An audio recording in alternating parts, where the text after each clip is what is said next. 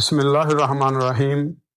دیکھتی آنکھوں سنتے کانوں کو ناصر منج کا سلام پہنچے۔ آپ دیکھ رہے ہیں یوٹیوب چینل MNA منج آفیشیل۔ ناظرین، وزیر اعظم شہباز شریف صاحب نے ایک بیان میں کہا کہ اپوزیشن کے ساتھ مذاکرات کرنے کے لیے تیار ہیں، تالی دونوں ہاتھوں سے بجتی ہے، اپوزیشن پر منحصر ہے کہ وہ کب مذاکرات کی میز پر آتے ہیں۔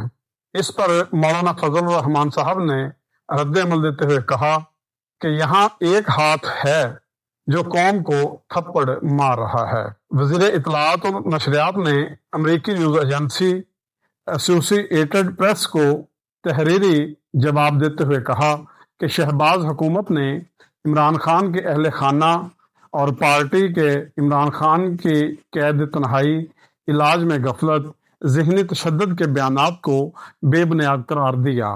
عمران خان کی جیل ملاقاتوں کو سیاسی پیغامات کے لیے استعمال کرنے کی اجازت نہیں دی جا سکتی۔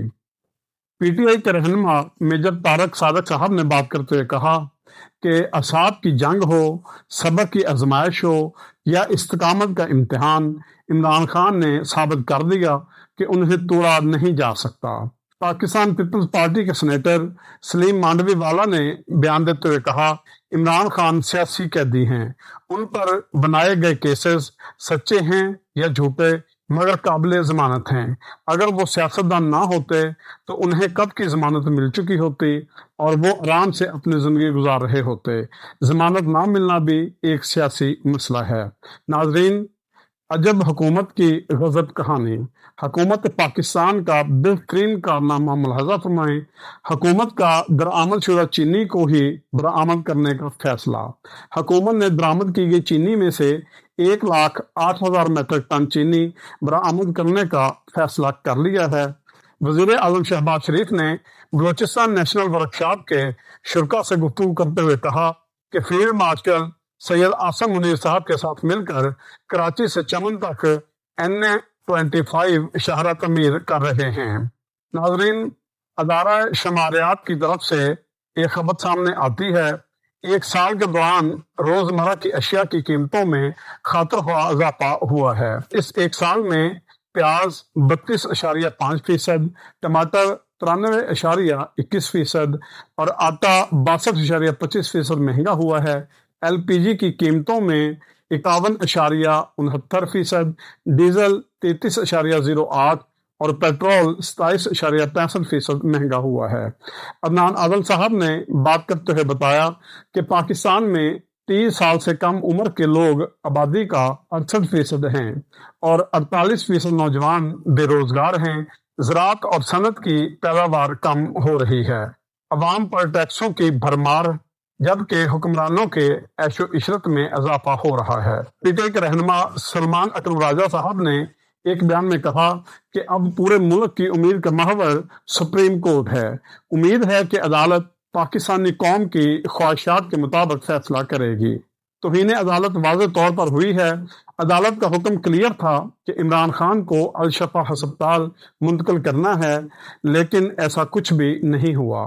عمر راز گوندل صاحب نے بات کرتے ہوئے کہا کہ چیف جسٹس یحییٰ آفریدی کی عدالت میں عمران خان کی بہن نے توہین عدالت کی درخواست دائر کر دی ہے۔ اب دیکھنا یہ ہے کہ بطور جج عمران خان کو توہین عدالت کا نوٹس دینے والے یحییٰ آفریدی بطور چیف جسٹس اسی عمران خان سے متعلق اپنی عدالت کی توہین ہونے اور فیصلے پر عمل درآمد نہ ہونے پر کیا کرتے ہیں۔ اصول تو ہمیشہ ایک جیسا ہی رہتا ہے۔ وزیر اطلاعات و نشریات عطا تارڑ کے بیان پر بات کرتے ہوئے شہزاد اقبال صاحب نے کہا کہ حکومت بتاتی ہے کہ اسلام آباد محفوظ ہے مگر عمران خان کے لیے محفوظ نہیں۔ دعویٰ ہے کہ PTI کے لوگ نکلتے ہی نہیں ہیں مگر کل اتنے لوگ نکل آئے کہ عمران خان کو الشفا ہسپتال لے جانا ممکن نہیں رہا۔ عدالت کے حکم کے باوجود عمران خان کے ذاتی معالج کو معائنہ نہیں کرنے دیا گیا۔ ڈان نیوز ایڈیٹوریل کی خبر ہے کہ حکومت بالخصوص مسلم لیگ نون عمران خان کو جیل میں رکھنے اور انہیں عوام کی نظروں سے دور رکھنے پر بضد ہیں۔ سپریم کورٹ کے حکم پر مختلف وزراء اور حکومت کے حامی تجزیہ کاروں کا وکلاہٹ برا رد عمل اس حد تک عدم تحفظ کو ظاہر کرتا ہے جسے किसी भी किस्म की भड़कें छुपा नहीं सकती। नाजरीन, पेल्स में जिन डॉक्टर्स ने इमरान खान का चेकअप किया, उनको पता तक नहीं था कि वो कौन सी मेडिसिन ले रहे हैं। उन्होंने फाइल तक नहीं पढ़ी हुई थी। डॉक्टर इमरान खान से पूछ रहे थे कि आप कौन सी मेडिसिन इस्तेमाल करते हैं, तो इमरान खान साहब ने कहा, अगर मुझे पता होता कि आप मुझसे मेडिसिन के मुताल्लिक सवाल करेंगे तो मैं लिख कर ले आता। नाजरीन, व्लॉग के आखिर में क्रिकेट पे भी बात करते चलें। द टेलीग्राफ ने खबर दी है कि बरतानवी मीडिया ने इंग्लैंड के दौरे पर मौजूद पाकिस्तान टेस्ट टीम को 50 वर्षों के बाद बदतरीन टीम करार दिया है। हेड नगले के खुश्क पिच पर भी पाकिस्तानी बॉलर्स इंग्लिश बल्लेबाजों को परेशान ना कर सके। माजी के मुकाबले में मौजूदा पाकिस्तानी टीम की बैटिंग का म्यार कमजोर है। फास्ट बॉलिंग में म्यार और रफ्तार दोनों में कमी, फील्डिंग भी हस्ब मामूल नाकस रही है।